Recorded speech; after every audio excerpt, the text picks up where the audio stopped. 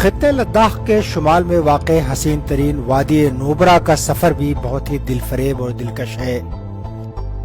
اسی وادی کے تقریباً 800 مربع کلومیٹر کے رقبے پر اب بھارت کا کنٹرول ہے، جو 1971 تک پاکستان کے پاس ہوا کرتا تھا۔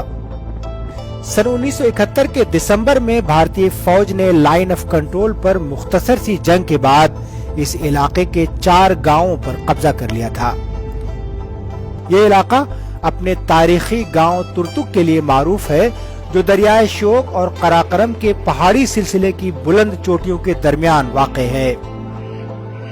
50 برس گزر چکے ہیں، تاہم ترتک کے باشندوں کو آج بھی 16 دسمبر کی وہ رات اچھی طرح سے یاد ہے۔ 71 میں جو لڑائی ہوئی یہاں پہ، ہم پاکستان میں رات گزری، دن انڈیا میں ہوا۔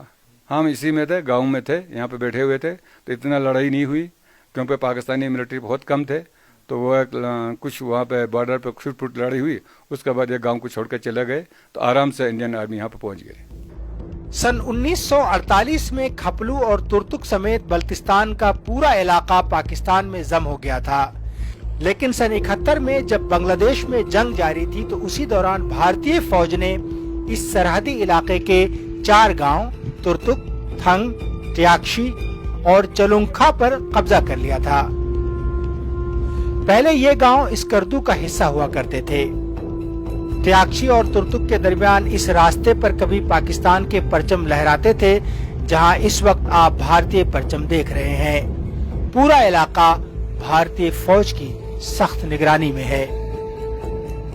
جب ہندوستان کا آرمی ادھر پہنچا، اس وقت ہمارے ترتک کے جتنے یہ غریب گھر والے ہیں، بال بچے ہیں، ان کو کسی نے اس نالے میں چھپایا اور کچھ نیچے اپنے گائے بکریوں کے ساتھ نیچے طبقے میں ان کو چھپایا۔ پھر صبح ہو گیا تو آ گیا، تو ہندوستان کا فوج آیا ہوا تھا، پورا گاؤں کو کور کیا ہوا تھا۔ پھر ہم لوگ آ گیا تو انہوں نے تلاشی ولاشی لے لی، تو وہ لوگ بول رہے تھے کہ ہاں اگر پاکستان کا فوجی ہے تو ہمیں بتا دینا، تمہیں سویلین کو تو ہم نقصان نہیں پہنچائے گا۔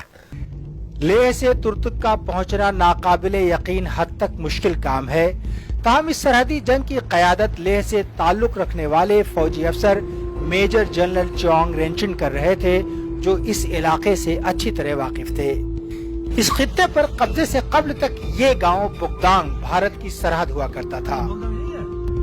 اس شکست پاکستان کو ایک اور بڑا نقصان یہ پہنچا کہ اس سے بھارت کے لیے سیاچن گلیشیر کے راستے ہموار ہو گئے، جو اس وقت دونوں ملکوں کے درمیان دنیا کا بلند ترین محاذ جنگ ہے۔ 1971 سے پہلے بھارت کا آخری گاؤں یہ ہوتا تھا جس کا نام ہے بگدانگ۔ 71 کے بعد جو جنگ ہو رہی تھی، اس دوران بھارتی فوجیوں نے یہاں سے تقریباً 25 کلومیٹر کا یعنی ترتک اور تھنگ تک کا علاقہ قبضہ کر لیا اور پاکستانی فوجیں پیچھے ہٹ گئیں۔ تب سے 50 برس سے اس پہ یہ پورا علاقہ بھارت کے زیر انتظام ہے۔ ان دیہاتوں کا اچانک اپنے ملک سے جدا ہونا یہاں کے لوگوں کے لیے غیر معمولی بات تھی۔ یہاں کے سینکڑوں خاندانوں کو اس کی بھاری قیمت چکانی پڑی ہے۔ ایسے گھر نہیں ہوں گے اس ترتک کے جس کا رشتہ دار پاکستان میں نہ ہو، کسی کا بھائی، کسی کا بیٹا، کسی کا باپ، کسی کا بچے، کسی کا ماں، سب آدھا پریوار اس وقت پاکستان بلتستان میں رہتے ہیں۔ بہت یاد آتا ہے۔ میرا سے بڑا بھائی پاکستان میں پھنس گیا تو ادھر رہ کے ابھی اس کا اس سال ڈیٹ ہو گیا۔ سکہ 2 بھائی ہے پاکستان میں، لاہور میں ہے۔ 71 کی جنگ کے دوران وہ لوگ وہاں پھنس گیا اور ہم رہ گیا۔ یاد تو آتے ہر وقت، صبح شام آتے رہتے، اپنے سکہ بھائی کے یاد نہیں آئے گا۔ یہ چھوٹی سی بستی شمالی بھارت میں وادی نوبرا کے انتہائی آخری سرے پر واقع ہے اور شمالی لداخ میں بھارت کی آخری چوکی ہے۔ LOC پر بسے آخری گاؤں تھنگ کے پاس ہی پاکستان کا گاؤں فرانو آباد ہے۔ پہلے اس علاقے میں آنا ممنوع تھا، تاہم اب سیاح LOC پر پاکستانی گاؤں اور ان کی پوسٹ کا نظارہ کرنے آتے ہیں۔ ناظرین، اس وقت ہم جہاں پہ کھڑے ہیں یہ بھارت اور پاکستان کی ایک اور LOC ہے، لائن آف کنٹرول، اور میرے جو دائیں طرف آپ دیکھ رہے ہیں یہ تھنگ بھارت کے شمال میں آخری گاؤں ہے، اور میرے بائیں طرف جو پہاڑیاں ہیں یہ پاکستان کے زیر انتظام ہے.